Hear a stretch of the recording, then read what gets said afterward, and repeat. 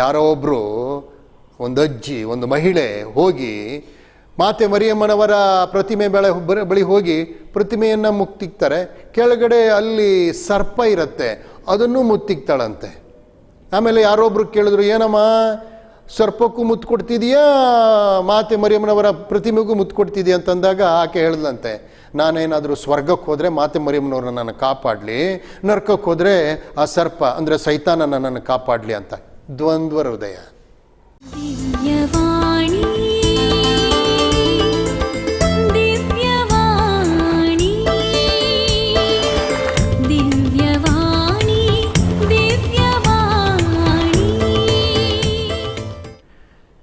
ಕೆಲವು ದಿನಗಳ ಹಿಂದೆ ಬಸ್ ಸ್ಟಾಪ್ನಲ್ಲಿ ನನ್ನ ಗೆಳೆಯ ಒಬ್ಬ ಸಿಕ್ಕಿದ ಮೇಲೆ ಅವನನ್ನು ಮಾತಾಡಿಸ್ದೆ. ಏನಪ್ಪ ಚೆನ್ನಾಗಿದೆಯೇನಪ್ಪ ಅಂತ ಹೇಳಿಕೊಂಡು ಉಭಯ ಕುಶಲೋಪರಿ ಮಾತನಾಡಿದ ಮೇಲೆ ನಿನ್ನ ಹಾರ್ಟ್ ಹೇಗಿದೆ ಅಂತ ಕೇಳಿದೆ. ಕಾರಣ ಅವನ ಹಾರ್ಟ್ ಬಗ್ಗೆ ಸ್ವಲ್ಪ ಪ್ರಾಬ್ಲಮ್ ಇತ್ತು. ನಿನ್ನ ಹಾರ್ಟ್ ಹೆಂಗಿದೆ ಅಂತಂದೆ. ಅದಕ್ಕೆ ಅವನು ಹೇಳಿದು, ನನ್ನ ಸ್ವೀಟ್ ಹಾರ್ಟು ಮನೆಯಲ್ಲಿ ಚೆನ್ನಾಗಿದ್ದಾಳೆ. ಅಲ್ಲಪ್ಪ, ನಿನ್ನ ಸ್ವೀಟ್ ಹಾರ್ಟ್ ಬಗ್ಗೆ ಕೇಳಿದ್ದಲ್ಲ, ನಿನ್ನ ಹಾರ್ಟ್ ಬಗ್ಗೆ. ಸ್ವಲ್ಪ ದಿನ ಏನೋ ಆಗಿತ್ತಂತಲ್ಲ, ಸ್ವಲ್ಪ ಮೈಲ್ಡ್ ಅಟ್ಯಾಕ್ ಆಗಿತ್ತು, ನನಗೆ ಸುದ್ದಿ ಬಂತು. ಅದಕ್ಕೆ ಅವನು ಹೇಳ್ದ, ಹೌದು ಮೈಲ್ಡ್ ಅಟ್ಯಾಕ್ ಆಗಿತ್ತು, ಲಘು ಹೃದಯಘಾತ ಆಗಿ ಆಸ್ಪತ್ರೆಗೆ ದಾಖಲಾಗಿ ಈಗ 2 ಸ್ಟೆಂಟ್ಗಳನ್ನು ಹಾಕಿದ್ದಾರೆ. ಅಂದರೆ ಆಂಜಿಯೋಗ್ರಾಮ್ ಆಗಿ ಆಂಜಿಯೋಪ್ಲಾಸ್ಟಿ ಮಾಡಿ 2 ಸ್ಟೆಂಟ್ಗಳನ್ನು ಕೂರಿಸಿದ್ದಾರೆ ಅಂತಂದು ಹೇಳ್ದ. ಈಗ ಹೇಗಿದೆಯಪ್ಪ? ಚೆನ್ನಾಗಿದ್ದೀನಿ, ನನ್ನ ಹಾರ್ಟ್ ಚೆನ್ನಾಗಿದೆ ಅಂತಂದ. ಪ್ರಭು ಯೇಸು ಕ್ರಿಸ್ತರಲ್ಲಿ ನನ್ನ ಒಲವಿನ ಬಂಧುಗಳೇ, ಭಗಿನಿಯರೇ, ಹೃದಯ ಅಥವಾ ಹಾರ್ಟ್ ಅದು ನಮ್ಮ ಅಂಗಾಂಗಗಳಲ್ಲಿ ಬಹುಮುಖ್ಯ ಅಂಗ. ಇದರ ಬಗ್ಗೆ 2 ಮಾತಿಲ್ಲ. ಅದು ಭಾವನೆಯ ಕೇಂದ್ರ, ಅದು ಪ್ರೀತಿಯ ಕೇಂದ್ರ, ಅದು ರಕ್ತ ಸಂಚಲನೆಯ ಕೇಂದ್ರ, ಇನ್ನೇನು ಬಹಳಷ್ಟು ವಿಚಾರಗಳನ್ನು ಅದರ ಬಗ್ಗೆ, ಹೃದಯದ ಬಗ್ಗೆ ಹೇಳಬಹುದು.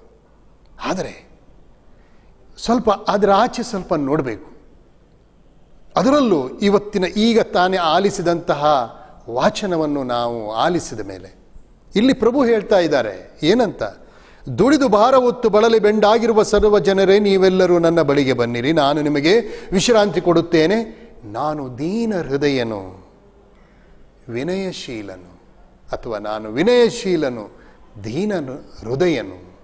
ಅವರ ಹೃದಯ ವಿನಯತೆ ಹೃದಯ, ಅವರ ಹೃದಯ ಪ್ರೀತಿಯ ಹೃದಯ, ಅವರ ಹೃದಯ ಶಾಂತ ಹೃದಯ ಆಗಿದೆ.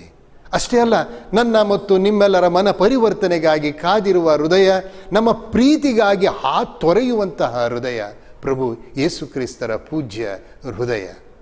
ಈ ಸಂದರ್ಭದಲ್ಲಿ ಯೆರೆಮೀಯ ಪ್ರವಾದಿಯ ಗ್ರಂಥ 17ನೇ ಅಧ್ಯಾಯ 1ರಿಂದ 11ನೇ ವಚನಗಳಲ್ಲಿ ಬರುವಂತಹ ಹೃದಯಗಳ ಕತೆ ಕೇಳಬೇಕು. ಹೃದಯಗಳ ಕತೆ. ಅಲ್ಲಿ ಯೆರೆಮೀಯ ಪ್ರವಾದಿ ಸರ್ವೇಶ್ವರ ಏನು ಹೇಳ್ತಾ ಇದ್ದಾರೆ, ಸರ್ವೇಶ್ವರ ದೇವರು ಏನು ಹೇಳ್ತಾ ಇದ್ದಾರೆ ಅನ್ನೋದನ್ನು ಜನರಿಗೆ ತಿಳಿಯಪಡಿಸ್ತಾ ಹೇಳ್ತಾ ಇದ್ದಾರೆ, ನಿಮ್ಮ ಹೃದಯ ಬೇರೆ ಬೇರೆ ಟೈಪ್ ಹೃದಯಗಳು ಆಗ್ಬಿಟ್ಟಿದ್ದಾವೆ, ಬೇರೆ ಬೇರೆ ಟೈಪ್ ಹಾರ್ಟ್ಗಳಾಗಿದ್ದಾವೆ. ಒಂದಲ್ಲ ಎರಡಲ್ಲ, ಸುಮಾರು 3 ಬಗೆಯ ಹೃದಯಗಳನ್ನು ಅಲ್ಲಿ ಯೆರೆಮೀಯ ಚಿತ್ರೀಕರಿಸಿದ್ದಾನೆ. ಸರ್ವೇಶ್ವರನ ಮಾತಲ್ಲೇ ಹೇಳ್ತಾ ಇದ್ದಾರೆ ಮನುಷ್ಯನ ಹೃದಯ ಎಂಥ ಹೃದಯ ಆಗಿದೆ ಅಂತ. ಮನುಷ್ಯನ ಹೃದಯ ಎಂಥ ಹೃದಯಗಳು ಆಗಿವೆ ಅನ್ನೋದನ್ನು ಸ್ಪಷ್ಟವಾಗಿ ತಿಳಿಸ್ತಾ ಇದ್ದಾರೆ. ಒಟ್ಟಾರೆ ಅಲ್ಲಿ ಯೆರೆಮೀಯ ಪ್ರವಾದಿ 17ನೇ ಅಧ್ಯಾಯ 1ರಿಂದ 11ನೇ ವಚನಗಳಲ್ಲಿ ಬರುವಂಥದ್ದು 3 ಬಗೆಯ ಮನುಷ್ಯನ ಹೃದಯಗಳು. ಮೊದಲನೇದಾಗಿ ನಮಗೆಲ್ಲರಿಗೂ ಚೆನ್ನಾಗಿ ಗೊತ್ತಿದೆ, ಜುದೇಯ ಪ್ರಾಂತ್ಯದ ಮೇಲೆ ಬ್ಯಾಬಿಲನ್ ದೇಶದ ದೊರೆ ದಾಳಿ ಮಾಡ್ತಾರೆ. ಒಂದಲ್ಲ ಎರಡಲ್ಲ, ಕ್ರಿಸ್ತಪೂರ್ವ 605, ಕ್ರಿಸ್ತಪೂರ್ವ 587, ಕ್ರಿಸ್ತಪೂರ್ವ 586, ಹೀಗೆ 3-4 ಬಾರಿ ಬ್ಯಾಬಿಲೋನ್ ದೇಶದ ದೊರೆ ಜುದೇಯ ಪ್ರಾಂತ್ಯದ ಮೇಲೆ ದಾಳಿ ಮಾಡ್ತಾನೆ. ಈ ದಾಳಿ ಮಾಡಿದಾಗ ಜನ ಹೇಗಿರ್ತಾರೆ? ಅವರ ಜನಜೀವನ ಸರಿ ಇರಲಿಲ್ಲ. ಅವರ ನೈತಿಕ ಜೀವನ ಸರಿ ಇರಲಿಲ್ಲ, ಆತ್ಮಿಕ ಜೀವನ ಸರಿ ಇರಲಿಲ್ಲ. ಅವರ ಜೀವನ ಅಲ್ಲಿ ಹೇಳುವ ಹಾಗೆ ಅವರು ತಮ್ಮ ಮಾನವರಲ್ಲಿ ಭರವಸೆ ಇಟ್ಟುಕೊಂಡಿದ್ದರು. 17ನೇ ಅಧ್ಯಾಯ 5ನೇ ವಚನ ಹೇಳುತ್ತೆ, ಅವರು ತಮ್ಮಲ್ಲಿ ಮಾತ್ರ ಭರವಸೆ ಇಟ್ಟುಕೊಂಡಿದ್ದರು. ಜೊತೆಗೆ ಅವರು ಸ್ವಲ್ಪ ಮಟ್ಟಿಗೆ ದೇವರ ಮೇಲೂ ವಿಶ್ವಾಸ ಇಟ್ಕೊಂಡಿದ್ರು. ಅಂದರೆ ಅವರ ಹೃದಯ ಎಂತಹ ಹೃದಯ? ದ್ವಂದ್ವ ಹೃದಯ, ಡಿವೈಡೆಡ್ ಹಾರ್ಟ್. ಅವರ ಹೃದಯ ಡಿವೈಡೆಡ್ ಹಾರ್ಟ್, ಅವರ ಹೃದಯ ದ್ವಂದ್ವ ಹೃದಯ. ಅಂತಂದ್ರೆ ಏನು ಅರ್ಥಾತ್ ಅಲ್ಲಿಗೆ ಅವರು ಬಾಲದೇವತೆಗಳನ್ನು ಪೂಜಿಸ್ತಾ ಇದ್ರು, ವಿಗ್ರಹಗಳನ್ನು ಪೂಜಿಸ್ತಾ ಇದ್ರು, ಈ ಕಡೆ ದೇವರನ್ನು ಕೂಡ ಪೂಜಿಸ್ತಾ ಇದ್ರು, ಆರಾಧಿಸ್ತಾ ಇದ್ರು. ಅದೇನೋ ಹೇಳ್ತಾರಲ್ಲ, ಯಾರೋ ಒಬ್ರು ಒಂದು ಅಜ್ಜಿ, ಒಂದು ಮಹಿಳೆ ಹೋಗಿ ಮಾತೆ ಮರಿಯಮ್ಮನವರ ಪ್ರತಿಮೆ ಬಳಿ ಹೋಗಿ ಪ್ರತಿಮೆಯನ್ನು ಮುತ್ತಿಕ್ತಾರೆ. ಕೆಳಗಡೆ ಅಲ್ಲಿ ಸರ್ಪ ಇರುತ್ತೆ, ಅದನ್ನು ಮುತ್ತಿಕ್ತಾಳಂತೆ. ಆಮೇಲೆ ಯಾರೊಬ್ರು ಕೇಳಿದ್ರು, ಏನಮ್ಮ ಸರ್ಪಕ್ಕೂ ಮುತ್ತು ಕೊಡ್ತಿದೀಯಾ, ಮಾತೆ ಮರಿಯಮ್ಮನವರ ಪ್ರತಿಮೆಗೂ ಮುತ್ತು ಕೊಡ್ತಿದೀಯ ಅಂತಂದಾಗ ಆಕೆ ಹೇಳ್ದಂತೆ, ನಾನೇನಾದರೂ ಸ್ವರ್ಗಕ್ಕೆ ಹೋದರೆ ಮಾತೆ ಮರಿಯಮ್ಮನವ್ರನ್ನ ನನ್ನ ಕಾಪಾಡಲಿ, ನರ್ಕಕ್ಕೆ ಹೋದರೆ ಆ ಸರ್ಪ ಅಂದರೆ ಸೈತಾನ ನನ್ನನ್ನು ಕಾಪಾಡಲಿ ಅಂತ. ದ್ವಂದ್ವ ಹೃದಯ, ಎರಡು ರೀತಿಯ ಜೀವನ, ಎರಡು ದೋಣಿಗಳಲ್ಲಿ ಕಾಲಿಟ್ಟು ಬಾಳುವಂತಹ ಜೀವನ ನಮ್ಮದು. ನಾವು ಜನರನ್ನು ಮೆಚ್ಚಲಿಕ್ಕೆ ಪ್ರಯತ್ನ ಮಾಡ್ತೀವಿ, ಅವನನ್ನು ಮೆಚ್ಚಲಿಕ್ಕೆ ಪ್ರಯತ್ನ ಮಾಡ್ತೀವಿ, ಇವಳನ್ನು ಮತ್ತೆ ಸ್ವಲ್ಪ ಕೊಟ್ಟರೆ ಅತ್ತೆ ಕಡೆ, ಪೂರ್ತಿ ಕೊಟ್ಟರೆ ಸೊಸೆ ಕಡೆ. ಹಾಗೆ ನಮ್ಮ ಜೀವನ. ಎಂಥ ಜೀವನ ನಮ್ಮದು! ನಮ್ಮ ಜೀವನ ಅಲ್ಲಿ ನಟನೆ ಇದೆ, ಆ ನಮ್ಮ ಜೀವನದಲ್ಲಿ ತೋರಿಕೆ ಇದೆ, ಅಲ್ಲಿ ನಮ್ಮಲ್ಲಿ ಜೀವನದಲ್ಲಿ ಕೃತಕತೆ ಇದೆ, ನಾಟಕ ಆಡ್ತಾ ಇದ್ದೀವಿ ನಾವು. ಈ ಜೀವನವನ್ನು, ಇಂತಹ ಹೃದಯವನ್ನು ಪ್ರಭು ಯೇಸು ಅಲ್ಲಿ ಖಂಡಿಸ್ತಾ ಇದ್ದಾರೆ, ದೇವರು ಖಂಡಿಸ್ತಾ ಇದ್ದಾರೆ. ಸರ್ವೇಶ್ವರ ದೇವರು ಯೆರೆಮೀಯ ಪ್ರವಾದಿ ಮುಖಾಂತರ ಖಂಡಿಸ್ತಾ ಇದ್ದಾರೆ. ಆತ್ಮೀಯ ಬಂಧು ಬಾಂಧವರೇ, ನಮ್ಮ ಹೃದಯ, ಮನುಷ್ಯನ ಹೃದಯ ಎಂತಹ ಹೃದಯವಾಗಿದೆ? ಸರ್ವೇಶ್ವರ ದೇವರು ಹೇಳುವ ಹಾಗೆ, ಯೆರೆಮೀಯ ಪ್ರವಾದಿಯ ಮುಖಾಂತರ ಹೇಳುವ ಹಾಗೆ, ನಮ್ಮ ಹೃದಯ ಡಿವೈಡೆಡ್ ಹಾರ್ಟ್, ದ್ವಂದ್ವ ಹೃದಯ. ಎರಡನೇದಾಗಿ ಅದೇ ಪ್ರವಾದಿ ಯೆರೆಮೀಯ ಹೇಳುವ ಹಾಗೆ ಅಲ್ಲಿ ಮತ್ತೆ ಅದೇ 5ನೇ ವಚನದಲ್ಲಿ ಸ್ವಲ್ಪ ಮುಂದೆ ಹೋದರೆ ಅಲ್ಲಿ ಬರುತ್ತೆ, ಸರ್ವೇಶ್ವರನನ್ನೇ ತೊರೆಯುವಂತಹ ಹೃದಯವುಳ್ಳವರು. ಸರ್ವೇಶ್ವರನನ್ನೇ ತೊರೆಯುವಂತಹ ಹೃದಯ, ಡಿಪಾರ್ಟೆಡ್ ಹಾರ್ಟ್. ಮೊದಲೇದು ಡಿವೈಡೆಡ್ ಹಾರ್ಟ್, ಇದು ಎರಡನೇದೀಗ ಡಿಪಾರ್ಟೆಡ್ ಹಾರ್ಟ್. ಅಲ್ಲೇ ಪವಿತ್ರ ಗ್ರಂಥದಲ್ಲೇ ಬಂದಿರುವಂಥದ್ದು. ಅಂತಹ ಹೃದಯ, ಸರ್ವೇಶ್ವರನನ್ನೇ ತೊರೆಯುವಂತಹ ಹೃದಯ, ಅದು ಎಂತಹ ಹೃದಯ! ನಿಜ. ಎಷ್ಟೋ ಅಲ್ಲಿ ನೋಡ್ತೀವಿ ನಾವು, ಆ ಜನರೇ ದೇವರಿಂದ ಆರಿಸಿಕೊಂಡಂಥ ಜನರು. ದೇವರು ಅವರನ್ನು ಆರಿಸಿದ್ದಾರೆ, ದೇವರು ಅವರನ್ನು ಕಾಪಾಡಿದ್ದಾರೆ, ಕೆಂಪು ಸಮುದ್ರದಿಂದ ದಾಟಿಸಿದ್ದಾರೆ, ಅವರಿಗೆ ಬೇಕಾದಂತಹ ನೀರನ್ನು ಒದಗಿಸಿಕೊಟ್ಟಿದ್ದಾರೆ, ಅವರಿಗೆ ಬೇಕಾದಂತಹ ಮನ್ನಾ ಆಹಾರವನ್ನು ದಯಪಾಲಿಸಿದ್ದಾರೆ. ಇಷ್ಟು ಎಲ್ಲವನ್ನು ಒದಗಿಸಿಕೊಟ್ಟಂತಹ, ಕಾಪಾಡಿದಂತಹ ದೇವರನ್ನು ಅವರು ಮರೆತು ಬಿಟ್ಟಿದ್ದಾರೆ, ದೂರ ಸರಿದಿದ್ದಾರೆ. ದೇವರಿಗೆ ಅತ್ಯಂತ ಬೇಸರವಾಗತ್ತೆ. ಈ ನನ್ನ ಜನ ನನ್ನಿಂದ ದೂರವಾಗಿದ್ದಾರೆ, ಇವರ ಹೃದಯಗಳು ನನ್ನಿಂದ ದೂರವಾಗಿವೆ. ಆತ್ಮೀಯ ಬಂಧು ಬಾಂಧವರೇ, ನಾವು ಮತ್ತು ನೀವು ಕೂಡ ಇದೇ ರೀತಿ ಎಷ್ಟೋ ಸರ್ತಿ ನಾವು ಪ್ರಭುವಿನಿಂದ ದೂರವಾಗ್ತೀವಲ್ವ? ಪ್ರತಿ ಕ್ಷಣದಲ್ಲೂ ನಮ್ಮನ್ನು ಕಾಪಾಡುವಂಥ ಪ್ರಭು ದೇವರನ್ನು ನಾವು ಮರೆತು ಬಿಡ್ತೀವಲ್ವ? ನಮ್ಮ ಹೃದಯ ದೇವರಿಂದ ದೂರವಾದಂಥ ಹೃದಯವಾಗ್ತದಲ್ವ? ಸುಖ ಭೋಗದಲ್ಲಿ ನಿರತರಾದಾಗ, ನಾವು ನಮ್ಮ ವ್ಯಾಮೋಹಗಳಲ್ಲಿ ನಾವು ನಿರತರಾದಾಗ, ನಮ್ಮ ಕೆಲಸ ಕಾರ್ಯಗಳಲ್ಲಿ ನಾವು ಮುಳುಗಿದಾಗ, ನಮಗೆ ಒಳ್ಳೆಯ ರೀತಿಯಲ್ಲಿ ಯಶಸ್ಸು, ಜಯ ಲಭಿಸ್ತಾನೇ ಇರಬೇಕಾದ್ರೆ ದೇವರನ್ನು ಮರಿತೀವಿ. ನಮ್ಮ ಹೃದಯ ದೇವರಿಂದ ದೂರ. ಅಷ್ಟೇ ಅಲ್ಲ, ನೀವು ದೇವರನ್ನು ಅಷ್ಟೇ, ಮನುಷ್ಯರನ್ನು ಅಷ್ಟೇ. ಕೊಟ್ಟವಾಗ ಪರವಾಗಿಲ್ಲ, ಒಳ್ಳೆಯ ವ್ಯಕ್ತಿ. ಕೊಟ್ಟಿಲ್ಲ, ಅವನು ಸರಿ ಇಲ್ಲ. ಕೊಡ್ತಾ ಇರಬೇಕಾದ್ರೆ, ಸಹಾಯ ಮಾಡ್ತಾ ಇರಬೇಕಾದ್ರೆ ಯಾರೋ ಒಬ್ಬಳು, ಅವಾಗ ಅವಳು ತುಂಬ ಒಳ್ಳೆಯವಳೆ, ಅವಳು ಎಂಥ ಒಳ್ಳೆಯವನು, ಎಂಥ ಒಳ್ಳೆಯವಳು ಅಂತ ಹೇಳೋ ಅವಳನ್ನು ಹೊಗಳೋದು. ಅವರು ನನ್ನ ಹೃದಯ ಗೆಳತಿ, ಅವನು ಹೃದಯ ಗೆಳೆಯ, ಅಥವಾ ನಮ್ಮ ಹೃದಯ ಸಂಬಂಧಿ, ಹೃದಯ ಎನ್ನುವಂಥ ಪದವನ್ನು ಉಪಯೋಗಿಸ್ತೇವೆ.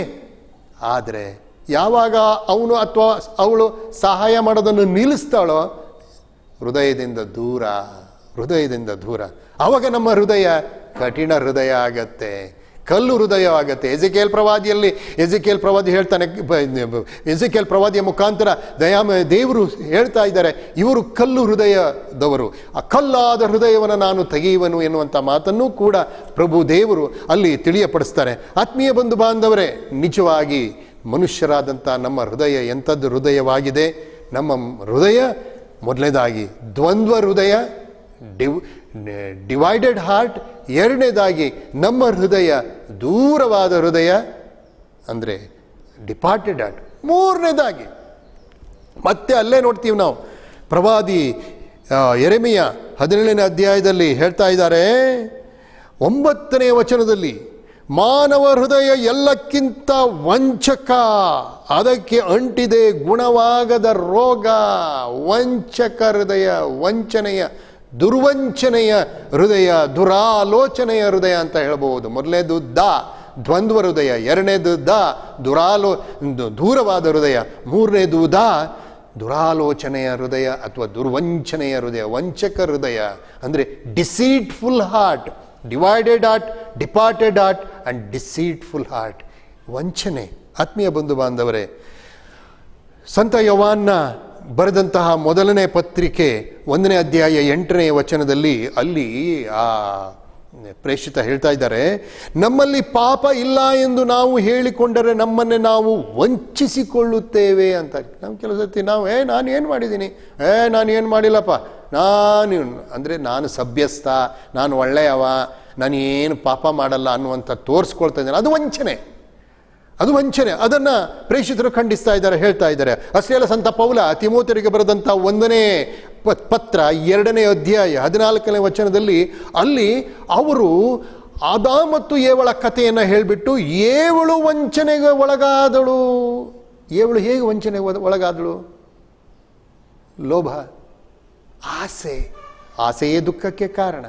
ಆಸೆಗೆ ಒಲಿದಳು. ನೀನು ಈ ಹಣ್ಣನ್ನು ತಿಂದರೆ ದೇವರಂತೆ ಆಗ್ತೀಯ. ವಂಚನೆಗೆ, ಪ್ರಲೋಭನೆಗೆ ಒಳಗಾದಳು. ಪ್ರಲೋಭನೆಗೆ ಒಳಗಾಗಿ ಅವಳು ವಂಚನೆಗೆ ಒಳಗಾದಳು. ಅದು ಪಾಪ ಪ್ರವೇಶ ಮಾಡೋದು ಯಾವಾಗ? ಈ ರೀತಿಯ ಪ್ರಲೋಭನೆಗಳು ಬಂದಾಗ ನಾವು ಕೂಡ ವಂಚಿಸ್ಕೊಳ್ತೀವಿ, ವಂಚನೆಗೆ ಒಳಗಾಗ್ತೀವಿ. ಅದಕ್ಕಿಂತ ನಮ್ಮ ಹೃದಯವೇ ವಂಚನೆ. ನಾವು ಮತ್ತೊಬ್ಬರನ್ನು ವಂಚಿಸ್ತೀವಿ, ದೇವರನ್ನೇ ವಂಚಿಸ್ತಾ ಇದ್ದೀವಿ. ನಮ್ಮ ನಡೆ ನುಡಿಯಿಂದ, ನಮ್ಮ ಮನಸ್ಸಿನಿಂದ ನಮ್ಮ ಹೃದಯ ಕೂಡ ವಂಚಿಸುವಂತಹ ಹೃದಯವಾಗಿದೆ, ಡಿಸೀಟ್ಫುಲ್ ಹಾರ್ಟ್ ಆಗಿದೆ ಅನ್ನೋದನ್ನು ಅಲ್ಲಿ ಪ್ರವಾದಿ ನಮಗೆ ತಿಳಿಯಪಡಿಸಿದ್ದಾರೆ. ಆತ್ಮೀಯ ಬಂಧು ಬಾಂಧವರೇ, ಮತ್ತೊಮ್ಮೆ ಮನಸ್ಸಿನಲ್ಲಿ ಇಟ್ಕೊಳ್ಳೋಣ. ನಮ್ಮ ಹೃದಯ, ಮನುಷ್ಯನ ಹೃದಯ ಎಂಥದ್ದು ಎನ್ನುವುದನ್ನು ಪವಿತ್ರ ಗ್ರಂಥ ನಮಗೆ ತಿಳಿಸ್ತಾ ಇದೆ. ಯೆರೆಮೀಯ ಪ್ರವಾದಿ ತಿಳಿಸ್ತಾ ಇದ್ದಾರೆ, ನಮ್ಮ ಹೃದಯ ದ್ವಂದ್ವ ಹೃದಯ, ಇಬ್ಬಗೆಯದ್ದು, ಎರಡು ರೀತಿದು. ಎರಡನೇದಾಗಿ ನಮ್ಮ ಹೃದಯ ದೂರವಾದಂಥ ಹೃದಯ. ಮೂರನೇದಾಗಿ ನಮ್ಮ ಹೃದಯ ದುರ್ವಂಚನೆಯ ಹೃದಯ, ದುರಾಲೋಚನೆಯ ಹೃದಯ, divided, departed and deceitful heart. ಹಾಗಾದರೆ ಪ್ರಭು ಯೇಸು ಬಯಸುವಂತಹ ಹೃದಯ ಎಂಥದ್ದು? ಮತ್ತಾಯನ ಶುಭ ಸಂದೇಶ ಈಗ ತಾಲಿ ನಾವು ಕೇಳಿದ್ವಿ 11ನೇ ಅಧ್ಯಾಯ 28ನೇ ವಚನದಲ್ಲಿ, ನಾನು ಶಾಂತ ಹೃದಯನು, ನಾನು ದೀನ ಹೃದಯನು. ಅಷ್ಟೇ ಅಲ್ಲ, ಪ್ರಕಟಣಾ ಕಾಂಡದಲ್ಲಿ ಅವರು ಹೇಳ್ತಾ ಇದ್ದಾರೆ, ನಾನು ಹೃದಯದ ಬಳಿ ನಿಂತಿದ್ದೇನೆ, ಬಾಗಿಲು ತಟ್ಟುತ್ತಿದ್ದೇನೆ, ತೆರೆ. ಯಾವಾಗಲೂ ಬಾಗಿಲು ತೆರೀತಾರೋ ಅಂತ ಅಂದ್ಕೊಂಡು ನಾನು ಕಾದ್ಕೊಂಡಿದ್ದೀನಿ ಅಂತ ಹೇಳ್ಕೊಂಡು ಪ್ರಭು ಯೇಸು ಹೇಳ್ತಾ ಇದ್ದಾರೆ.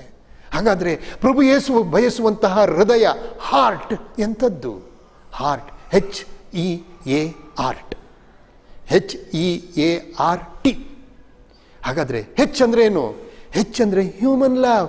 ಪ್ರಭು ಯೇಸುವಿನ ಹೃದಯ ಮಾನವೀಯ ಪ್ರೀತಿ ತುಂಬಿದ ಹೃದಯ. ಮನುಷ್ಯನ ಮೇಲೆ ಇರುವಂತಹ ಪ್ರೀತಿ ಅವರ ಹೃದಯದಲ್ಲಿ ವ್ಯಕ್ತವಾಗುತ್ತೆ. ಎರಡನೇದಾಗಿ E stands for enriching love. ಪ್ರಭು ಯೇಸುವಿನ ಹೃದಯ ನಮ್ಮನ್ನು ತಮ್ಮ ಪ್ರೀತಿಯಿಂದ ಶ್ರೀಮಂತಗೊಳಿಸುವಂಥ ಹೃದಯ, ಶ್ರೀಮಂತಿಕೆಯನ್ನು ತುಂಬಿದಂಥ ಹೃದಯ ಪ್ರಭುವಿನದು. ಅದೇ ರೀತಿ ನಮ್ಮನ್ನೂ ಕೂಡ ಸುಗುಣಗಳಿಂದ ಶ್ರೀಮಂತಗೊಳಿಸುವಂತಹ ಆಕಾಂಕ್ಷೆಯನ್ನು ಉಳ್ಳಂತಹ ಹೃದಯ ಪ್ರಭು ಯೇಸುವಿನ ಹೃದಯ. ಆತ್ಮೀಯ ಬಂಧು ಬಾಂಧವರೇ, HEA ಅಂತಂದರೆ ಅಲ್ಲಿಗೆ ಆರ್ಡೆಂಟ್ ಲವ್ ಅಂತಂದರೆ ಉತ್ಕಟವಾದಂತಹ ಪ್ರೀತಿ ಪ್ರಭು ಯೇಸು ಕ್ರಿಸ್ತರದು.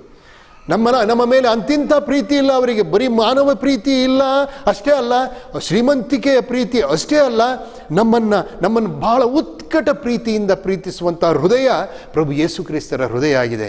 ಅಷ್ಟೇ ಅಲ್ಲ, ನಾಲ್ಕನೇದಾಗಿ HEAR ಅಂತಂದರೆ ರಿಡೀಮಿಂಗ್ ಲವ್ ಅಂತಂದರೆ ರಕ್ಷಣಾ ಪ್ರೀತಿ ಉಳ್ಳಂತಹ ಹೃದಯ ಪ್ರಭು ಯೇಸು ಕ್ರಿಸ್ತರ ಹೃದಯ. ನಮಗೆಲ್ಲರಿಗೂ ಚೆನ್ನಾಗಿ ಗೊತ್ತಿದೆ, ರಕ್ಷಕರಾಗಿ ಅವರು ಬಂದರು, ನಮ್ಮನ್ನು ರಕ್ಷಿಸಿದ್ದಾರೆ. ಅವರು ಚಿತ್ರಹಿಂಸೆಗೆ ಒಳಗಾಗಿ ಶಿಲುಬೆಯ ಮರಣವನ್ನು ಅಪ್ಪಿ ನಮಗೋಸ್ಕರ ಪ್ರಾಣತ್ಯಾಗ ಮಾಡಿ ನಮ್ಮನ್ನು ರಕ್ಷಿಸಿದಂತಹ ಹೃದಯ ಪ್ರಭು ಯೇಸುವಿನ ಹೃದಯ. ಕೊನೆಯದಾಗಿ HEART, ಟ್ರಾನ್ಸ್ಫಾರ್ಮಿಂಗ್ ಲವ್ ಅಂತಂತಂದರೆ ಪರಿವರ್ತಿಸುವಂತಹ ಹೃದಯ, ನಮ್ಮೆಲ್ಲರ ಪರಿವರ್ತನೆಗಾಗಿ ಕಾದಿರುವ ಹೃದಯ, ನಮ್ಮನ್ನು ಪರಿವರ್ತಿಸುವಂಥ ಹೃದಯ, ಮತ್ತು ನಾವು ಕೂಡ ಪರಿವರ್ತನೆಗೊಳ್ಳಬೇಕು ಎನ್ನುವಂತಹ ಆಸೆಯನ್ನು ಇಟ್ಟುಕೊಂಡಿರುವಂತಹ ಹೃದಯ ಪ್ರಭು ಯೇಸುವಿನ ಹೃದಯ. ಹಾಗಾದರೆ ಆತ್ಮೀಯ ಬಂಧು ಬಾಂಧವರೇ, ನಮ್ಮ ದ್ವಂದ್ವ ಹೃದಯವನ್ನು, ನಮ್ಮ ದೂರವಾದ ಹೃದಯವನ್ನು, ನಮ್ಮ ದುರ್ವಂಚನೆಯ ಹೃದಯವನ್ನು ಬಿಟ್ಟು ಪ್ರಭು ಯೇಸು ಕ್ರಿಸ್ತರು ಬಯಸುವಂತಹ ಮಾನವ ಪ್ರೀತಿಯ ಹೃದಯವನ್ನು, ಶ್ರೀಮಂತಿಕೆಯ ಹೃದಯವನ್ನು, ಅಂತಂದರೆ ನೈತಿಕ ಗುಣಗಳಿಂದ ತುಂಬಿದಂತಹ ಶ್ರೀಮಂತಿಕೆಯ ಹೃದಯವನ್ನು, ಉತ್ಕಟ ಪ್ರೀತಿಯ ಹೃದಯವನ್ನು, ರಕ್ಷಣಾ ಪ್ರೀತಿಯ ಹೃದಯವನ್ನು, ಪರಿವರ್ತನೆಯ ಹೃದಯವನ್ನು ಪಡೆದು ಆ ಪ್ರಕಾರ ನಾವು ಬಾಳಲು ಪ್ರಯತ್ನಿಸೋಣವೇ? ಆಮೇನ್. ಪ್ರಾರ್ಥಿಸೋಣ. ಕರುಣಾಳು ಪ್ರಭುವೆ, ದುಡಿದು ಭಾರ ಹೊತ್ತು ಬಳಲಿ ಬೆಂಡಾಗಿರುವ ಸರ್ವ ಜನರೇ, ನೀವು ನನ್ನ ಬಳಿಗೆ ಬನ್ನಿರಿ ಎಂದು ಹೇಳಿದ್ದೀರಿ. ನಾನು ಶಾಂತ ಹೃದಯನು, ನಾನು ದೀನ ಹೃದಯನು ಎಂದು ಹೇಳಿದ್ದೀರಿ. ನಮ್ಮ ಹೃದಯ ನೊಂದಿದೆ, ಬೆಂದಿದೆ, ಕಷ್ಟ ತೊಂದರೆಗಳಿಂದ ಸಿಲುಕಿ ಒದ್ದಾಡುತ್ತಿದೆ. ನಮ್ಮ ಮಾನವ ಜೀವನ ಜರ್ಜರಿತವಾಗಿದೆ ಪ್ರಭು. ನಿಮ್ಮ ಮಾನವೀಯ ಪ್ರೀತಿಯಿಂದಲೂ, ಉತ್ಕಟ ಪ್ರೀತಿಯಿಂದಲೂ, ಶ್ರೀಮಂತಿಕೆ ಪ್ರೀತಿಯಿಂದಲೂ, ರಕ್ಷಣಾ ಪ್ರೀತಿಯಿಂದಲೂ, ಮನ ಪರಿವರ್ತನೆಯ ಪ್ರೀತಿಯಿಂದಲೂ ನಮ್ಮನ್ನು ಪ್ರೀತಿಸಿ ನಮ್ಮನ್ನು ಬದಲಾಯಿಸಿರಿ ಪ್ರಭು. ನಮಗೆ ಬೇಕಾದಂಥ ಕೃಪಾ ಶಕ್ತಿಯನ್ನು ನಿಮ್ಮ ಪೂಜ್ಯ ಹೃದಯದ ಪ್ರೀತಿಯಿಂದ ಕರುಣಿಸಿರಿ ಪ್ರಭು. ಇದನ್ನು ನಾವು ವಿನಯದಿಂದಲೂ ಭಕ್ತಿಯಿಂದಲೂ ಪ್ರಾರ್ಥಿಸುತ್ತೇವೆ. ಆಮೇನ್.